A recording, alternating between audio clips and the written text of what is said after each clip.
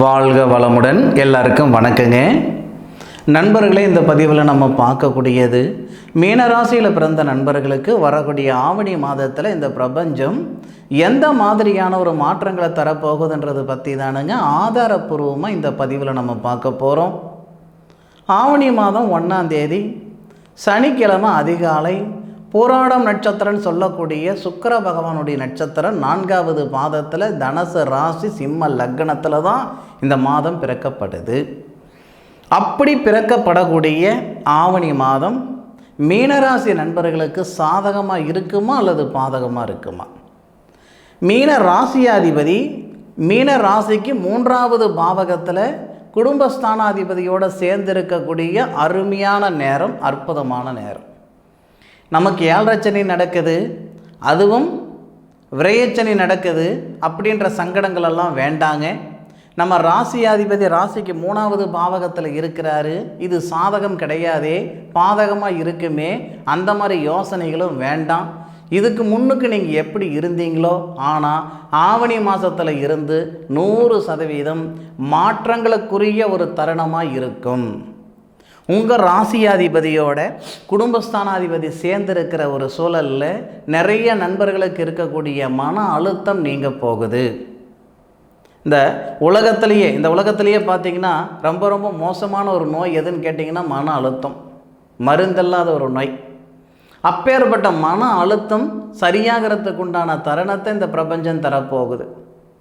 ஆவணி மாதம் 1ஆம் தேதியிலிருந்தே ஆவணி மாதம் 10ஆம் தேதிக்குள்ளாரவே மீனராசியில் பிறந்த நண்பர்களுக்கு நிறைய நண்பர்களுக்கு மாற்றங்கள் ஏற்படும். காய்க்கிற மரம் தான் கல்லடிபடுன்னு சொல்லுவாங்க. அது யாருக்கு பொருந்துமோ இல்லையோ, மீனராசியில் பிறந்த நண்பர்களுக்கு நல்லாவே பொருந்தது. தப்பே செய்யலை தண்டனை, போகாத இடத்துக்கு போனேன்னு பேர் வருது, செய்யாத தப்புக்கு செஞ்சேன்னு பேர் வருது. எது எப்படி இருந்தாலும் யாரை எங்கே வைக்கணும்னு நீங்கள் தெரிஞ்சுக்கிட்டீங்க. கிட்டத்தட்ட இந்த 2 வருட காலமாகவே மீனராசி நண்பர்களுக்கு இந்த பிரபஞ்சம் மிகப்பெரிய அனுபவத்தை கொடுத்துருக்கோம். இன்னைக்கு வரைக்கும் அனுபவிச்சுக்கிட்டு தான் இருந்திருப்பீங்க. என்ன செய்யணும், என்ன செய்யக்கூடாது, எப்படி இருக்கணும், எப்படி இருக்கக்கூடாது, யாரை நம்பணும், யாரை நம்பக்கூடாது, எல்லா விதமான அனுபவம் இந்த பிரபஞ்சம் இதுக்கு முன்னாடியே உங்களுக்கு கொடுத்துருச்சு. அப்போது ஏன் கணக்கு பிரகாரம் வர்ற ஆவணி மாதம் 10 தேதிக்குள்ளாரவே இந்த பிரபஞ்சம் நிச்சயமாக ஒரு நல்ல நேர காலங்கள் உங்களுக்கு ஏற்படுத்துது. அதில் மாற்று கருத்து கிடையாது. உழைப்புக்கு தகுந்த உயர்வு வரப்போகுது, வாழ்க்கைக்கு ஏற்ற வளர்ச்சி வரப்போகுதுன்னா உங்களுடைய சுய ஜாதகத்தில் உங்களுடைய கிரக அமைப்புகள் எப்படி இருக்குதுன்னு எனக்கு தெரியாதுங்க. ஆனால் இந்த நேரத்தில் உங்களுடைய ராசியாதிபதி சுக்கிர பகவானுடைய ஆதிக்கத்தில் இருக்கக்கூடிய தருணம், சுக்கிர பகவான் உங்களுடைய ராசியை பார்க்கக்கூடிய ஒரு தருணம், உங்களுடைய ராசியாதிபதி குரு பகவான் சுக்கிரன் இருக்கக்கூடிய இடத்தையும் பார்க்குறார். அசுரகுருன்னு சொல்லக்கூடியவர் சுக்கிரன், நம்ம ராசிக்கு 3வது பாவகத்துக்கு அதிபதி. மீனராசிக்கு 3வது பாவகத்துக்கு அதிபதி, 8வது பாவகத்துக்கு அதிபதி சுக்கிரன் தானுங்க. சுக்கிரனுடைய வீட்டில் தான் உங்கள் ராசியாதிபதியான குரு இருக்கிறாரு. கரெக்டாக சுக்கிர பகவான் 8ஆம் தேதி கன்னிக்கு வந்துடுவாருங்க. சிம்மத்தில் இருக்கிற சுக்கிர பகவான் கன்னி ராசிக்கு வந்துடுவார். கன்னி ராசியிலிருந்து இது எப்படி சொல்லலாம்னா, நீட்சத்திலிருந்து உச்சத்தை பார்க்குறார். எது எப்படி இருந்தாலும் அந்த சுக்கிர பகவானை குரு பகவானான உங்களுடைய ராசிநாதன் பார்வைப்படுறது சிறப்பு. இதனால் ஒரு சில நண்பர்களுக்கு திருமணம் போன்ற சுபகாரியங்கள் இந்த மாதத்தில் நிச்சயிக்கப்படலாம். மண்மனை வாங்கிறதுக்கான ஒரு யோசனைகள் வரலாம். அதுபோக மன அழுத்தம் நீங்கிறதுக்கும் கணவன் மனைவிக்குள்ளே இருக்கிற கருத்து வேறுபாடுகள் எல்லாம் சரியாகிறதுக்கு உண்டான தருணத்தை இந்த பிரபஞ்சம் கொடுக்க போகுது. முக்கியமாக புத்திர செல்வம், புத்திர காரகன் அப்படின்னு சொல்லக்கூடிய கிரகம் குரு பகவான். எல்லாருக்கும் புத்திர ஸ்தானாதிபதி அப்படின்னு சொல்லக்கூடிய கிரகம் மீனராசி நண்பர்களுக்கு சந்திரன். அப்பேற்பட்ட சந்திரனுக்கு சுக்கிர பகவான் நட்சத்திரம் கொடுத்துருக்காரு, சூரிய பகவான் வீடு கொடுத்துருக்கார். அந்த சந்திரன் எங்கே பார்க்குறாரு, எங்கே இருக்கிறாருன்னா மீனராசிக்கு 10வது பாவகத்தில் இருந்து மீனராசிக்கு 4வது பாவகம் சொல்லக்கூடிய சுபஸ்தானத்தை பார்க்கக்கூடிய தருணத்தில் சுபஸ்தானாதிபதி 5வது பாவகத்தில் கடகத்தில் 6ஆம் தேதிக்கு வருவார். இந்த வகையில் புத்திர செல்வம் உருவாகிறதுக்கு உண்டான அருமையான நேரம். சார், இந்த மாதிரி கேட்டு கேட்டு சலிச்சு போச்சு. நாங்கள் போகாத கோவில் குளம் கிடையாது, பண்ணாத பரிகாரங்கள் கிடையாது, பார்க்காத வைத்தியம் கிடையாது, இது வரைக்கும் எங்களுக்கு நல்லது நடக்காமல் இருக்குது சார். எங்களுக்கு இதுக்கு மேற்கொண்டு குழந்தை பாக்கியன்ற நம்பிக்கை, குழந்தை பாக்கியம் பிறக்கின்ற நம்பிக்கை எங்களுக்கு இல்லாமல் போயிடுச்சிங்க அப்படின்னு வருத்தப்பட்டு இருக்கிற தம்பதிகளாக இருந்தால் கூட இந்த 1 மாதம் பொறுத்துக்கிடுங்க. ஆவணி மாதத்தில் 100% உங்களுடைய ஆதங்கத்தை போக்கக்கூடிய ஒரு மாதம், உங்களுடைய சங்கடங்களை சரிப்படுத்தக்கூடிய ஒரு மாதம். நீங்கள் காசு பணம் கேட்கல, நாம் இந்த பிரபஞ்சத்தை விட்டு போனால் நமக்காக ஒரு புத்திர பாக்கியம் இருக்கணும் அப்படின்ற ஒரு ஆசை இருக்கும். அப்படி இல்லையென்ற ஆதங்கம் அதிகமாக இருக்கும். ஆனாலும் இந்த மாதத்தில் ஒரு சில கிரக அமைப்புகளால் நமக்கு நல்லது நடக்க போகுது. அதுபோக சூரிய பகவான் மாத கிரகம், அந்த சூரிய பகவான் 6வது பாவகத்துக்கு அதிபதி. 6வது பாவகத்தில் கேது பகவானுடைய சாரத்தில் சூரிய பகவான் முதல்ல இருக்கிறார்.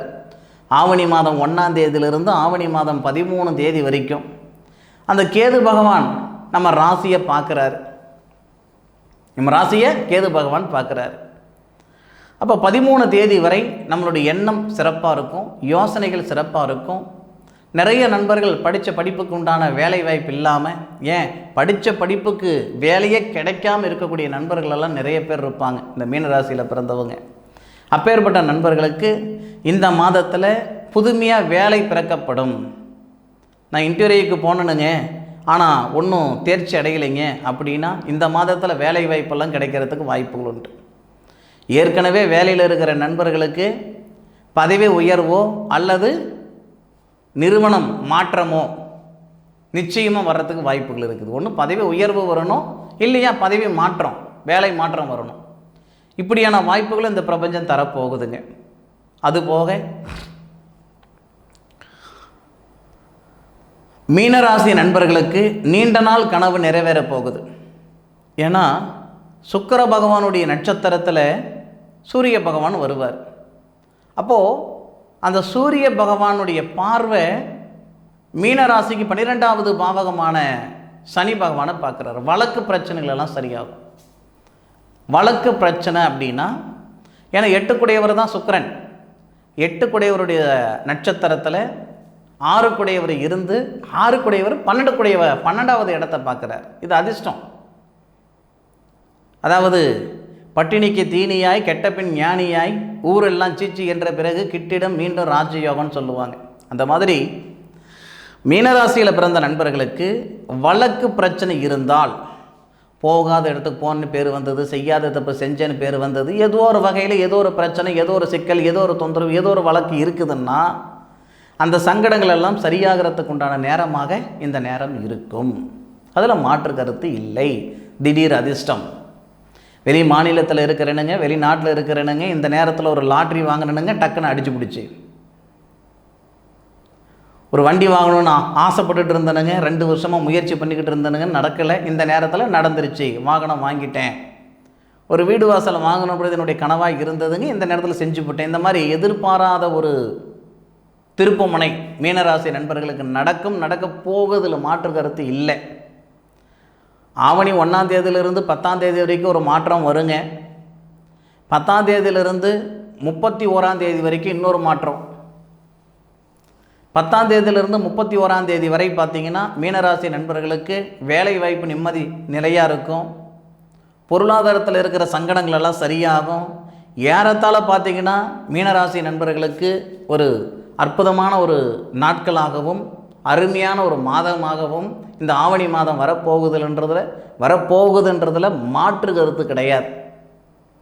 ஆஹா ஓஹோன்னு எல்லாரும் ஜோசிகாரங்க சொல்கிறாங்க, ஒன்று கூட நடக்க மாட்டேங்குது. உங்களுடைய சுய ஜாதகத்தை பார்த்து யாரும் ஜோசியம் சொல்லலை. இந்த மாத கிரக அமைப்புகளை கொண்டு தான் உங்களுக்கு பலன் சொல்கிறாங்க. இருந்தாலும் உங்களுடைய சுய ஜாதகத்துக்கு கொஞ்சம் முக்கியத்துவம் கொடுத்து பாருங்கள், சரிங்களா? பொது பலன் நடக்காமல் கிடையாது. கோட்சார பலன்கள் நடக்கும். ஆனால் ஜாதகத்துக்கு கொடுக்கக்கூடிய முக்கியத்துவம் கோட்சார பலன்களுக்கு கொடுக்க முடியாது. ஜாதகம் பார்த்தா 100% சொல்லிவிடலாம். ஜாதகம் பார்க்காம கோட்சார பலன்களை பார்க்குறோம்னா ஒரு 30-40% நம்ம எடுத்துக்கிட முடியும். சரி நண்பர்களே, இந்த காணொளி கண்டிப்பாக நிச்சயமாக மீனராசி நண்பர்களுக்கு பயனுள்ளதாக இருக்குன்னு நான் நம்புகிறேனுங்க. மீண்டும் அடுத்த ஒரு அற்புதமான தருணத்தில் உங்கள் அனைவரையும் சந்திக்கும் வரை உங்களிடமிருந்து விடைபெறுவது உங்கள் வீட்டு ஜோதிட நண்பனான மா காளிதாஸ் மணிகண்டன். திருச்சிற்றம்பலம். வாழ்க வையகம், வாழ்க வளமுடன்.